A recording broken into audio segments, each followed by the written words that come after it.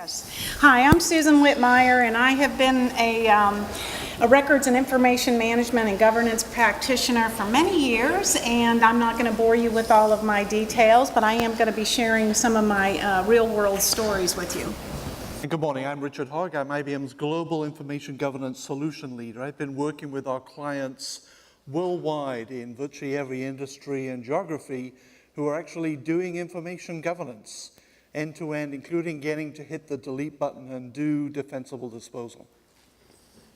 So who's really doing information governance today? Do organizations ever, or how do they actually benefit from the information governance challenges and opportunities? What we're going to cover in the next 30 minutes is summarizing some on-ramps that we've experienced with clients for getting to do information governance and what the journey is. How do you measure information governance benefits so you can get to defensible results? And then summarizing how to organizations, what their information governance journey was, their real-world experiences. So what if you could, this year, save and reduce 25% of your information storage, reduce your storage by 25%, drain that swamp by what commonly is identified as rot, redundant, outdated, and trivial information. Organizations often start here first, and these are benefits they can achieve again in their same year to help fund the future phases and next steps of their information governance program. Organizations, not just based in the EU, but worldwide, are suddenly waking up and realizing there's a new data privacy or privacy regulation in Europe, the GDPR, General Data Protection Regulation. Anyone here not familiar with GDPR? Good. GDPR puts in place new mandates and obligations for anyone dealing with European data, European citizen data. It's an extraterritorial rule, so it applies basically around the world if you're handling or processing EU citizen data. Puts in place things like the right to inquire, the right to correct, the right to erasure, which we used to be called the right to be forgotten. And it has real teeth. There's multiple data privacy regulations around the world, but this is the first one really that has teeth and bite. Are you prepared to pay 20 million euros or 4% of your global annual turnover if you fail to meet these data privacy obligations? And especially in North America, but any more heavily regulated industry or geography, there are rising challenges, costs, and risks around eDiscovery, as well as freedom of information requests and legal and regulatory audits. There's a challenge for having ever more information and being able to find, locate, and produce to the ever shorter deadlines of regulators the information that we need. And we've seen across clients in every industry and geography, certainly these C-level stakeholders, what keeps them up at night is the ever-rising cost of the information, and they're now focused and goal first to reduce and manage the risk to the organization. And we're in a ever more complex regulatory and compliance landscape. If you're operating across multiple countries or even across multiple states in the US, there isn't just one set of regulations to meet, there's multiple competing and overlapping. Historically, we would tend to pick the longest retention period, for example, just to focus on retention schedules for a moment. We would pick the longest period and keep all our information worldwide to the longest period, but now organizations waking up to the information governance challenge and opportunity are realizing they can't do that. They need to be more specific. And putting in place an information governance program lets them get to the specifics by country, by geography, so they can meet and defensibly dispose information and prove to regulators as well. So the best way to reduce information is, to quote here, is to delete it. But the challenge is, what can we delete? If only we could identify and simply press that delete button, it would be too easy. From a recent study here, this circle is 100% of your enterprise information, electronic and physical stuff. On average, there are two key slices of information that we want to worry about. It's stuff that we must keep.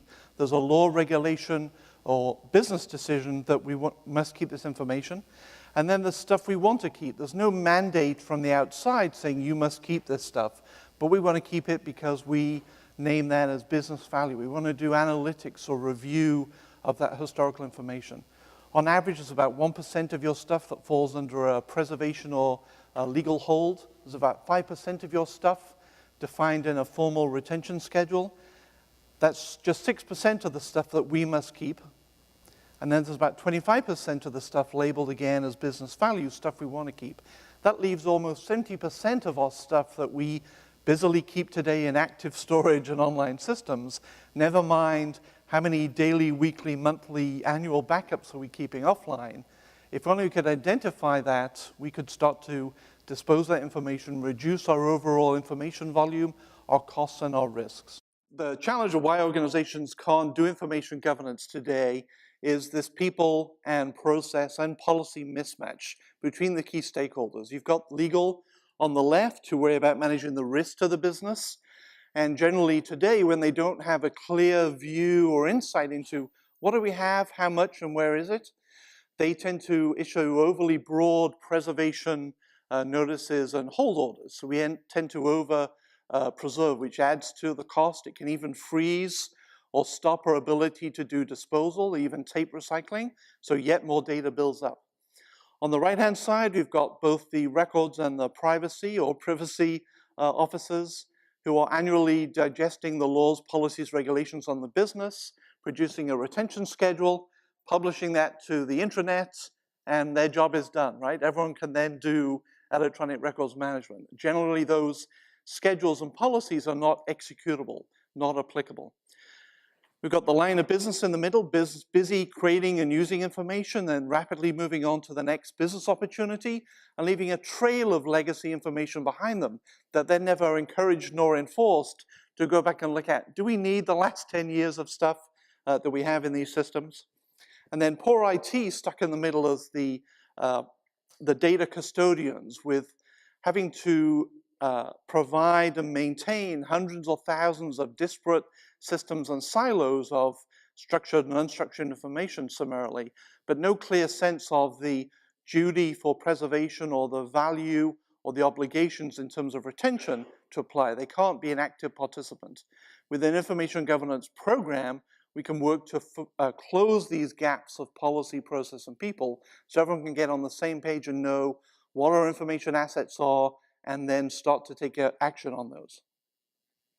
So the information governance journey is a long highway. It's not a sprint.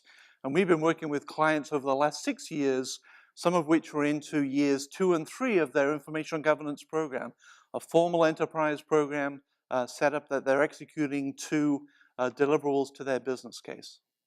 So let's talk about how to begin. And that is sometimes the hardest part. So what is that jumping off point? And Richard's already mentioned several of those. But also we're going to go into how to measure. And one of the first things that every governance program needs, and I think you all can imagine this, is to know what that program strategy is. What is your mission? What is your vision? And we even heard this yesterday. Because if you don't start with that, then you don't know what you're measuring against. You don't know what your end game is. And then engaging your stakeholders. And who are those stakeholders? This is actually I had to add a little entertainment in here. I was working with a customer, and I was in Chennai, India. And so they were, it was mostly the IT guys that I was working with, but really they wanted help in an enterprise rollout, but they didn't really have any governance in place because they didn't want to make the policy decisions. They were, they depended on the business. But yet then what about their real governance policies? The business wasn't relaying that. They weren't paying attention. So engaging the right stakeholders and having that strategy with that mission and vision is so important. And then benchmarking what that current situation is so you can establish those objectives and targets. I mean, that's exactly what it is about. So your stakeholders need to be that cross-functional representation. You hear it over and over again. It is the business. It is privacy and security. It is IT. It is legal. It is records and information management. But it's all of those areas that need to at least have some say. You know, I have been doing this for a long time, I admit, and way back when, way back when I started, it was always about, you always have to have legal and audit, and it was really before even privacy and security had come up through the ranks. So I'm talking before the 90s even. And, you know, so yes, we have to have audit there, we have to have legal there, and a few others, and that's what our main focus is. That really has expanded. I mean, clearly, again, to the privacy and security concerns. So what are your on-ramps? Because each one of these may have a different stake in your program, and you need to find the one that's going to really help you bring it to the top. So the other piece of it is, what's in it for me?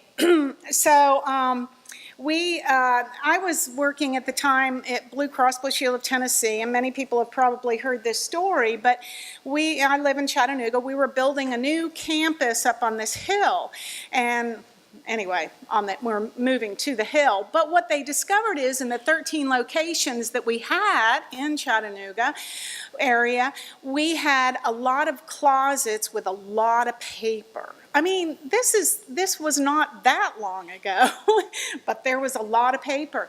So they said we needed to reduce by half. So we started this idea that we would kind of do this cleanup, and it was really all about records and information management and governance of content. It just unfortunately was paper, and we had to do a lot of things to get there, but we got some of the executives to dress up like this and do a little skit at an all management meeting, you know, for a few hundred folks, and it kind of set the stage for, hey, we're willing to do this and dress up like this, so we all need to be willing to participate. But it's all about what's in it for me. And we didn't even talk about records management. It was all about what was in it for those individuals. But again, you know, what's in it for legal? What's most important to them? What's in it for IT? Now, the paper wasn't so much of an issue for them, but privacy and security was huge. When you start moving 13 locations and you are consolidating, you would never believe what people can leave behind in a physical format. Scary stories. And yes, Blue Cross Blue Shield did have a large breach as a result of that move. And yes, we did pay our $10 million in fines. So yeah, you can look it up, unfortunately. But the business records management, again, what's in it for me? But it wasn't so much about records management. We had to find out what the niches were for those individuals to get that buy-in, to get people to really support that.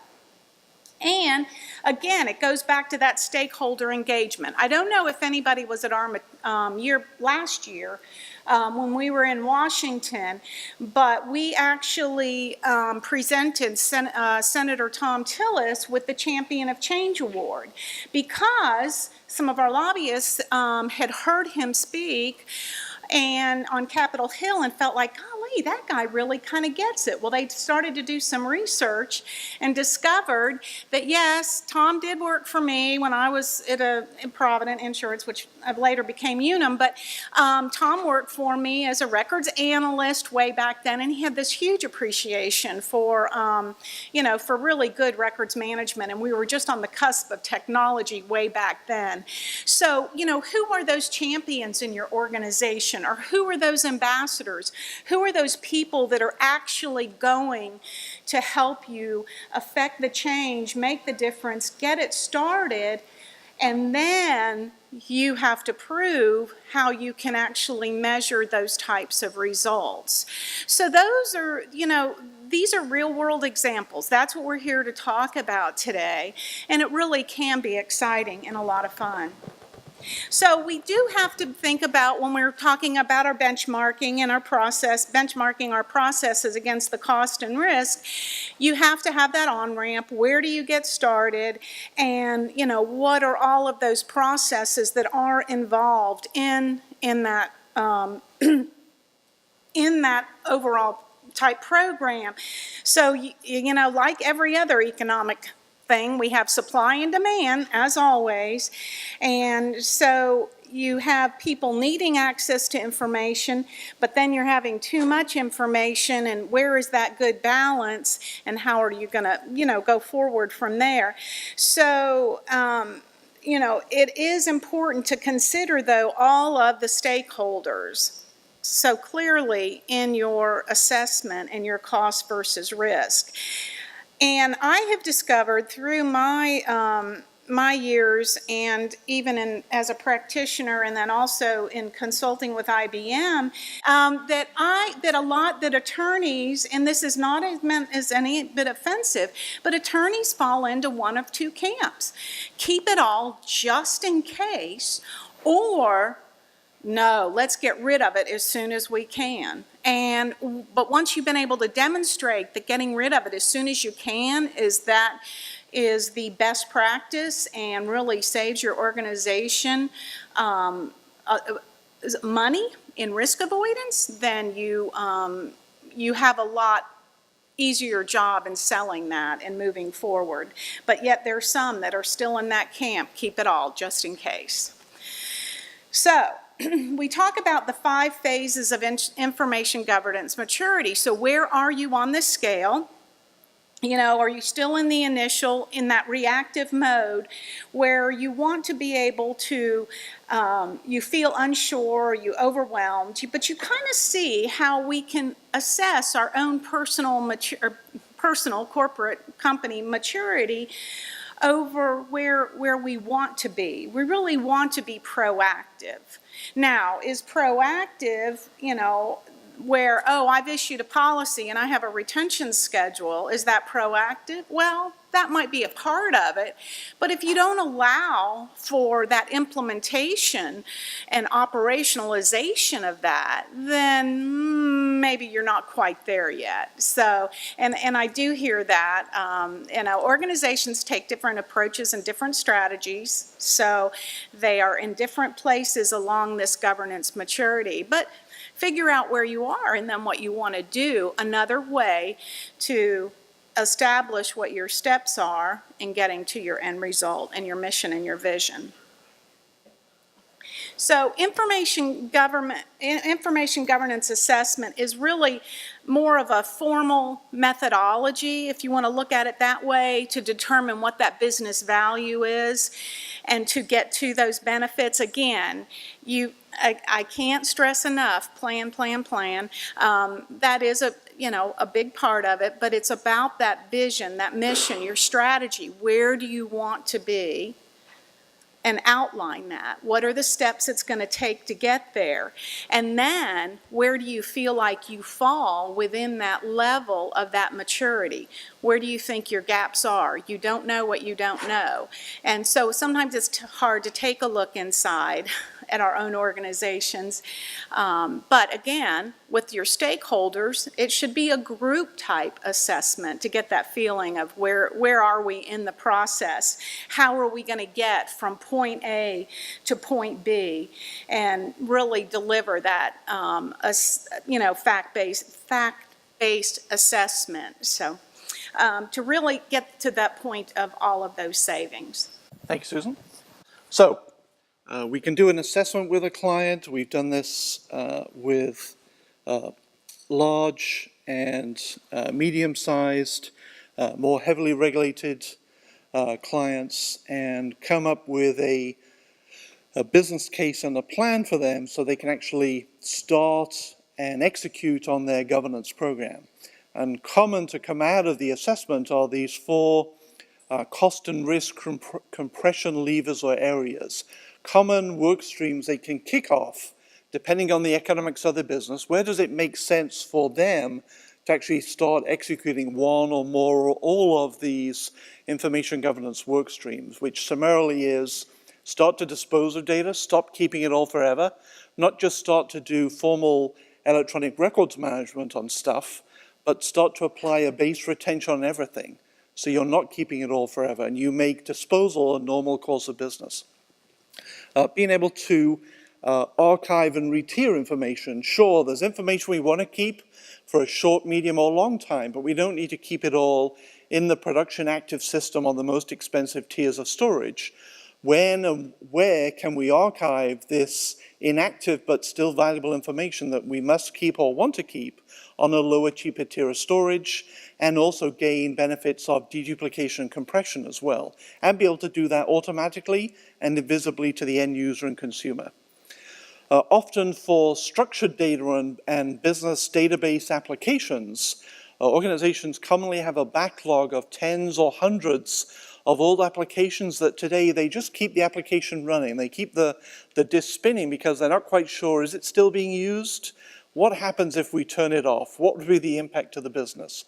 And there are formal ways to go through a decommission factory so you can actually decommission and turn off a system or an application, capture whatever minimal data you need to do regulatory reporting in the future, but literally stop the application, recommission the infrastructure it's running on, and be able to stop paying those licenses. So these are short and medium term savings and cost avoidance they can achieve. And if they're doing all three of these actions, then there's potentially less information in the business. So especially for eDiscovery, there's going to be less to actually go and find, review, and produce. So benefits there.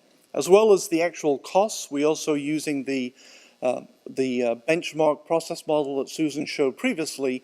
We can measure what's their current level of enterprise risk. Again, measuring across all of those stakeholders, across a standard set of 18 information governance processes, what is their maturity today, which commonly is more in the red. So they're more manual, siloed, ad hoc processes. And how can we get them to things that are enterprise-wide, transparent, and ideally automated? As well as the business case, we produce a business plan for clients, which is the actual prescriptive, okay, nice financial potential savings story and goals. How on earth do we get there? What do we need to do to actually kick off and ramp up and then execute our information governance program over time? So we put in place a detailed program plan by stakeholder and work stream, even work with them on planning and proposing resources, internal and external, to actually execute the program. We're not simply turning over a business case and wishing them good luck. We engage going forward to help them execute these programs. So some examples of organizations who are actually realizing the information governance benefits and doing information governance. And there's a range, again, of customer benefits, whether they're driven by being able to finally meet their regulatory and compliance issues, lower their eDiscovery costs, or deal with just storage consumption that's growing exponentially, especially for their unstructured information. So to focus on some big cases, so these are the large Fortune 10 clients in more heavily regulated industries, most commonly financial services, pharmaceutical, telco, and insurance. I've worked with over the last 6 years, organizations who are doing an information governance program today. Often they had between 20 and 50 petabytes of online active storage, structured and unstructured data. Some had even file shares that were in the 10 petabytes. They kept them around for 20 years and they've never been remediated or cleaned up. They have a high level of year-on-year growth of this information, especially on the unstructured data side. And they generally were split storage tier-wise into the SAN storage for their structured data and NAS for unstructured, and then seeing again a lot of growth and consumption, especially on the unstructured NAS side. So a generic summary of business cases from these large clients. And generally the assessment, that measuring their as-is state, getting to the to-be state, and giving them the prescriptive path or business plan for their business case, takes about 3 months of interviews and fact gathering, review and confirmation and approval across the whole organization, not just focused on legal and records and IT, but bringing everybody. Key also always is bringing in the audit. They know where the bodies are buried.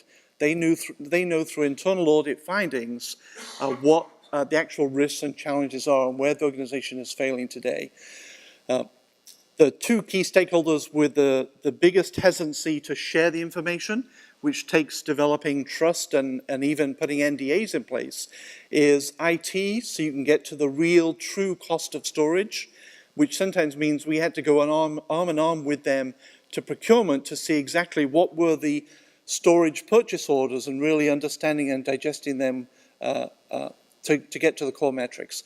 And then legal, who are not that keen to share the real volumes and metrics, costs, and facts of the eDiscovery burden they have.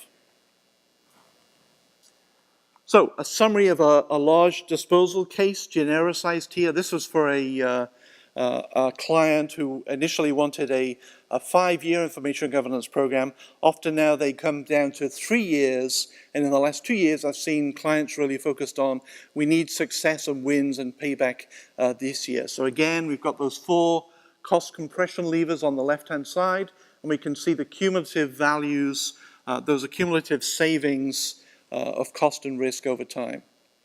Focused on each one of those, so often we're looking at reducing the volume of structured data and applications. Bottom left here, be able to put in place a decommission factory so they can actually start to get rid of old applications.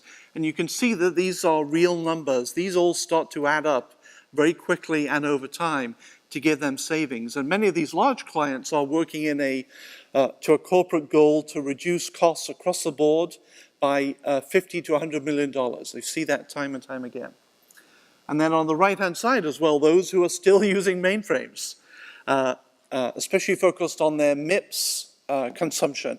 Anything and everything they can do to reduce the information volume that they're processing through MIPS can be immediate savings to them in the next quarter for their business case.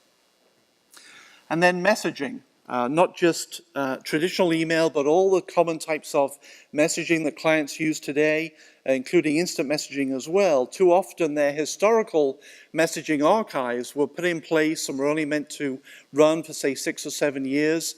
They're already going over their capability. They're not meeting the ability to search and find information in the archive. And what they really want to do is get to drastically reduce the key stuff that they must keep, the stuff in red, and to be able to automate putting in place policies for archiving remediation to reduce that volume overall and that risk. And then again, if they're doing all of those storage information volume reductions, then potentially they're going to have less volume to go through the eDiscovery funnel end to end. And you can see the potential here for saving internal and external eDiscovery costs. We also work with them for standing up what's the program and people organization structure needed.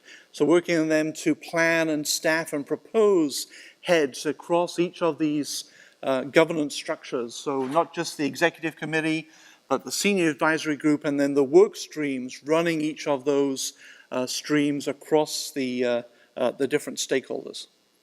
And then putting in place a plan. So just the first 7 months shown here, but how to ramp up within 3 to 6 months, and then how to make this operational, a normal course of business, meeting by financial quarter the goals in their business case for their governance program.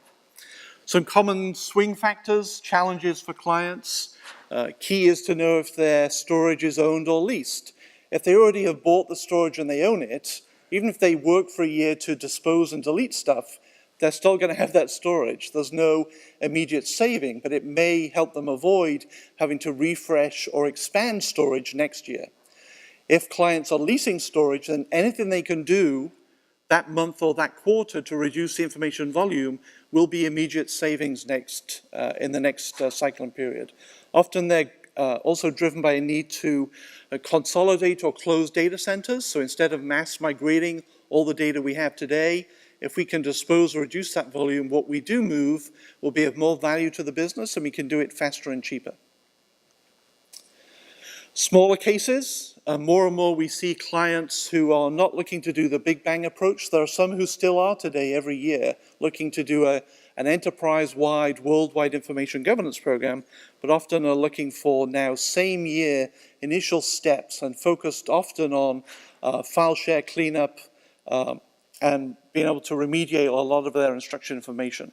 Example here from a large Swedish IT company.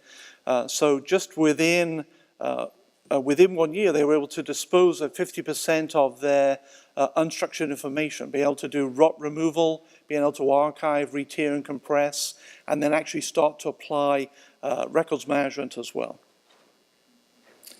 And then a large bank who needed to meet FDIC requirements was able, across 4,000 desktops, to rapidly, within a few months, identify, remediate, and reduce their information risks here.